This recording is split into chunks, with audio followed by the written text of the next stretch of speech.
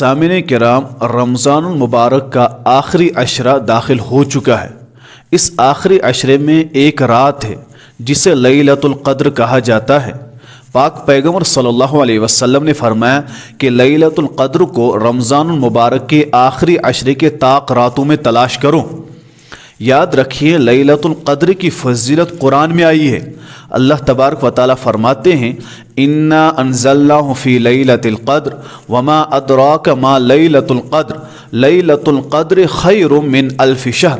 اللہ تبارک و تعالیٰ فرماتے ہیں کہ لیلۃ القدر میں ہم نے قرآن کریم کو نازل فرمایا اور تم لوگ نہیں جانتے ہو کہ لیلۃ القدر کیا ہے۔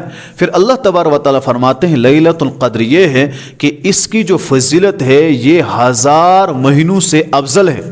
اندازہ لگائیے آپ، یعنی ایک رات جو لیلۃ القدر کی ہے یہ 1000 مہینوں سے افضل ہے۔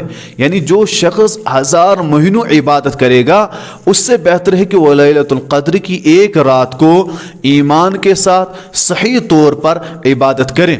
اور کب ہے یہ؟ پاک پیغمبر صلی اللہ علیہ وسلم نے فرمایا آخری عشرے کے طاق راتوں میں۔ اس لیے ہم پر لازم اور ضروری ہے ہم لیلۃ القدر کو تلاش کریں آخری عشرے کے طاق راتوں میں، 21 کو، 23 کو، 25 کو، 27 کو اور 29 کو۔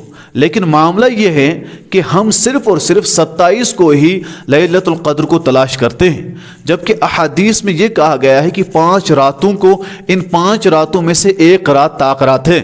پاک پیغمبر صلی اللہ علیہ وسلم کو تو یہ بتا دیا گیا تھا کہ طاق رات کب ہے، لیکن جب نبی پاک صلی اللہ علیہ وسلم باہر نکلے امت کو بتانے کے لیے، کچھ صحابی جو آپس میں کچھ بحث مباحثہ کر رہے تھے، نبی پاک صلی اللہ علیہ وسلم جب ان کی طرف متوجہ ہوئے تو نبی کے ذہن سے اس چیز کو نکال دیا گیا اور نبی پاک صلی اللہ علیہ وسلم فرمایا مجھے بلا دیا گیا ہے کہ طاق رات کس رات کو ہے، یعنی لیلۃ القدر کس رات کو ہے۔ اور پھر نبی نے فرمایا کہ 5 راتوں میں اس رات کو ڈھونڈو۔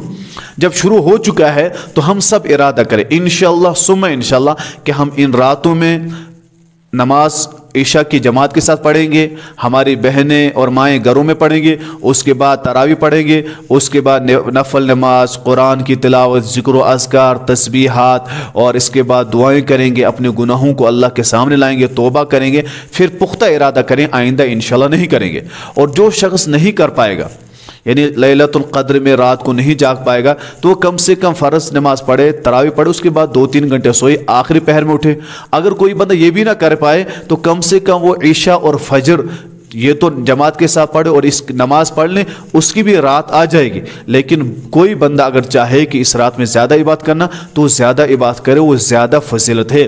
حضرت ابو ہریرہ رضی اللہ تعالیٰ فرماتے ہیں کہ پاک پیغمبر صلی اللہ علیہ وسلم نے فرمایا جو لیلۃ القدر کی رات میں ایمان اور احتساب کے ساتھ یعنی صحیح طور پر عبادت کرے گا، اپنے گناہوں سے توبہ کرے گا اور پھر اللہ سے پختہ وعدہ کرے گا کہ اب میں آئندہ انشاءاللہ صحیح اعمال کروں گا، نیک عمل کروں گا، گناہوں سے بچوں گا، کوشش کروں گا، تو اس کے تمام پچھلے گناہ اللہ تبارک و تعالیٰ معاف کریں گے۔ اللہ تعالیٰ شب قدر میں عبادت کرنے کی توفیق ہم سب کو عطا فرمائیں۔